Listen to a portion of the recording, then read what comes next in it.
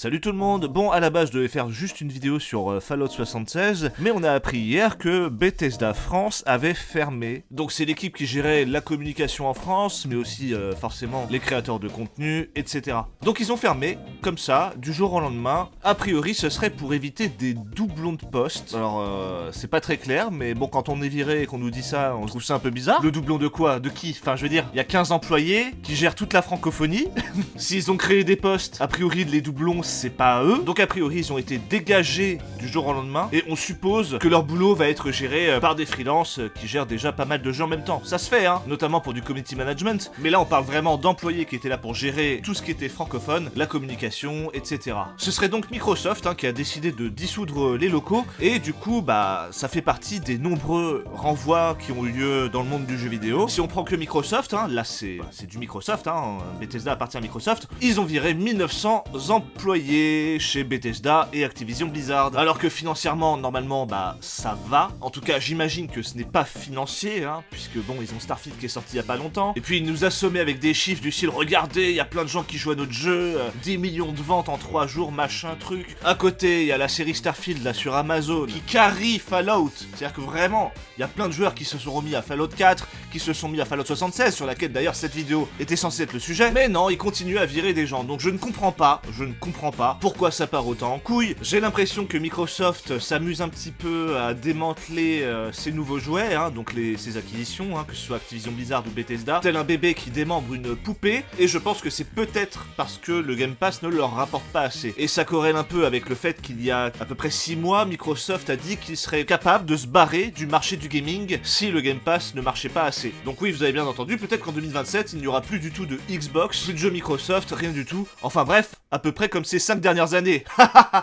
Bref, désolé pour cette petite parenthèse de 2 minutes. Vous savez très bien que j'ai pas Bethesda forcément dans mon cœur, mais on m'a toujours dit du bien en fait de l'équipe qui gère la communication en France. Mais pour conclure, je pense vraiment que ces renvois sont corrélés au fait que Xbox veut simplement abandonner le marché du jeu vidéo d'ici quelques années. J'espère que ma théorie est fausse, cela dit, parce qu'avoir que PlayStation et Nintendo qui se battent en duel, ouais, il manque un truc. Après, je trouve ça quand même assez dégueulasse de la part de Microsoft de pas remercier l'équipe française, qui travaillait quand même pour Bethesda depuis quasiment 15 ans. Là, il y a zéro communiqué, rien du tout. On a eu juste quelques tweets de la part d'ex-employés. Enfin, c'est triste à crever, quoi. Et le pire, c'est que Bethesda France était utile. Ils bossaient. C'est-à-dire que à côté, on a, je sais pas, Bethesda Pologne, ou Bethesda Italie, je sais pas, qui doivent toucher 10 fois moins de personnes. Parce qu'il y a beaucoup de pays francophones, on s'en rend pas compte, mais il n'y a pas que la France. Bref, je sais pas ce que prépare l'avenir, mais côté Microsoft, ça pue vraiment la merde. En tout cas, ce qui est certain, c'est que les rachats de studios, ça apporte peut-être des sous-sous à celui qui vend, mais ça apporte vraiment que du mauvais aux employés. Et ça, c'est une règle non négociable. Enfin bref, voilà. Passons à Fallout 76. Retournons sur ce jeu,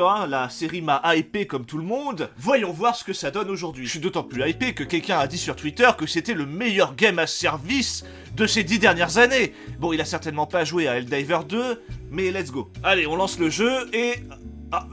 Direct la boutique, quoi. Pas de préliminaire, rien du tout, viens dans la boutique, quoi. Donc si c'est ma première fois que je joue à ce jeu, la première chose que je vois, c'est la boutique. Putain, mais même les jeux mobiles, ils osent pas faire ça, Eh bah, allons dans la boutique, alors, et je vais acheter tout ce qui est gratuit. Let's go. Ah, ça, c'est gratuit, mais à quoi ça va servir aux autres joueurs de connaître mon orientation sexuelle ? Enfin, on n'est pas sur Mythic, ou Tinder, ou Grindr, j'en sais rien. On est dans un monde post-apo, mais bon, c'est gratuit, hop, je prends. Bref, on va créer un personnage. Allez, c'est parti, on va se faire plaisir. Ah putain, j'avais oublié. Ouais, les contrôles, à partir de là, puent la merde. Faut appuyer sur S pour sculpter, C pour couleur, T pour pilosité faciale, Q pour l'opacité. Oh là là là là. Bon, du coup, j'ai fait un personnage, mais il me paraît un peu antipathique. Je vais lui ajouter un peu de couleur, là. Voilà, là, on est bien, là. Alors, c'est pas mal là. Bon, on fait la petite photo, on se lève et c'est parti. Et j'aimerais bien me barrer là en fait. J'ai appuyé sur le bouton il y a quand même quelques secondes là, Allez.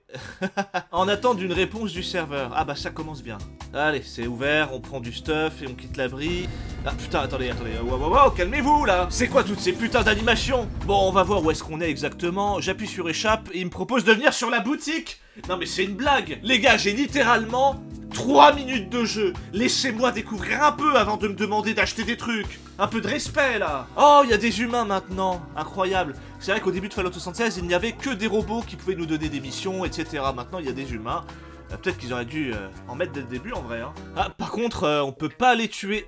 Ok, c'était mon sport préféré dans tous les Fallout, mais a priori, ma liberté de tuer les gens, je me la mets au cul. Super, hein, le monde sans foi ni loi, mais quand même, les gens sont invincibles parce que tu comprends, ce serait... Ah, ça m'énerve. Allez, je me casse. Moi, les gens que je peux pas tuer, je leur parle pas. Je suis désolé, c'est comme ça que ça se passe chez moi. Ah putain, j'avais oublié à quel point le jeu était dégueulasse, quoi. Non mais j'ai pas vu de rocher avec aussi peu de polygones depuis la PlayStation 1. Ah, c'est pointu, hein. Ah, bon, Ah, des joueurs. Ah, on peut pas... Attendez, je vais leur crier dessus. Et il se retourne. Bon, déjà, il m'entend, mais a priori, il a pas de micro. Et on peut pas les tuer. Bah oui, non, ils sont trop low level. C'est des noobs. Bon, bah, on va se balader un petit peu, hein. Ah, tiens, un peu d'action. Avec des PNJ, là, qui font des trucs, de la mise en scène. Ça me rappelle Fallout 4. Ah, un hold-up. Et nous, on est spectateurs, c'est ça, on aura des choix à faire. À passer à autre chose. Ah, bah, il s'est fait tuer par la goule derrière. J'espère que vous êtes là pour boire un verre sans faire de vagues. Si je suis là pour boire un verre sans faire de vagues. Mais j'aimerais en faire des vagues. Je veux être votre tsunami, je veux vous tuer. Bon, on repasse sur les templates, là, on va voir un petit peu ce qui a évolué. A priori, ça a un peu changé. Ah, oh putain, le système de cartes, c'est vrai. C'est tellement fouillis, franchement, on comprend rien du tout. Hein. Ah, on dirait que maintenant, il y a des cartes légendaires. Bon, ça, c'est sympa. Bon, on va sortir d'ici, hein. Et on peut constater que les temps de chargement sont extrêmement longs pour un jeu aussi laid. On peut voir que le craft n'a pas trop évolué. Bon, on se balade un peu, vraiment. Par contre, c'est vraiment à vomir, hein. On va pas se mentir. De mémoire, Fallout 4 était quand même mieux travaillé. Peut-être un peu moins lisse, mais mieux travaillé. Bon, on va se faire un petit donjon, là, avec des ghouls. Ah, les gougoules. Bon, ça se passe bien, hein. Je tape, elle meurt. Je fais ça 15 fois et j'ai fini le donjon. Bon, bah, je m'emmerde. Je m'emmerde. Je vais repasser sur mon personnage principal de l'époque. Ah bah oui, j'avais ma super base. J'avais même un champ. Regardez ça, du maïs, du blé, des melons. Bon, je crois que j'étais encore spé corps à corps, hein. Mais c'est très bien, moi j'aime bien. J'aime pas chercher les munitions. Je suis un gros flemmard. Ah, des chiens mutants, ils m'attaquent. Ils veulent manger mes melons. Mais non, ils vont manger mon gros crochet dans leur gueule. Bon, ensuite, je dois aller quelque part, là, White Spring, mes couilles. Et en fait, il y a plein de PNJ à qui je dois parler. Bah oui, forcément, j'ai quelques années de retard. Ça m'a pris 45 minutes pour comprendre à qui parler, quoi faire, comment. Bref, un truc que je déteste, c'est tourner en rond dans un endroit clos pour prendre des quêtes. Moi, je veux me battre, d'accord? Je veux taper quelque chose. Bon, finalement, 1 heure après, je termine dans une boîte de nuit pérave avec une meuf qui chante horriblement mal. Atlantic City. D'ailleurs, des gens se moquent d'elle, hein. Et d'ailleurs, faut que tu saches, tu chantes comme une casserole. Quelle audace! On a un barman qui est complètement dépressif. Alors elle, j'en parle même pas, hein, elle est au bout du rouleau. Bon, du coup, je pose mon cul, et là, t'as une nana qui vient prendre le trombone, là. Je me dis, trop cool, bah je vais essayer de l'accompagner à la basse. Comme ça fera une sorte de TikTok, là, vous voyez, comme dans les TikTok, là, où il se passe des trucs. Quoi? Là. Ils l'ont buté.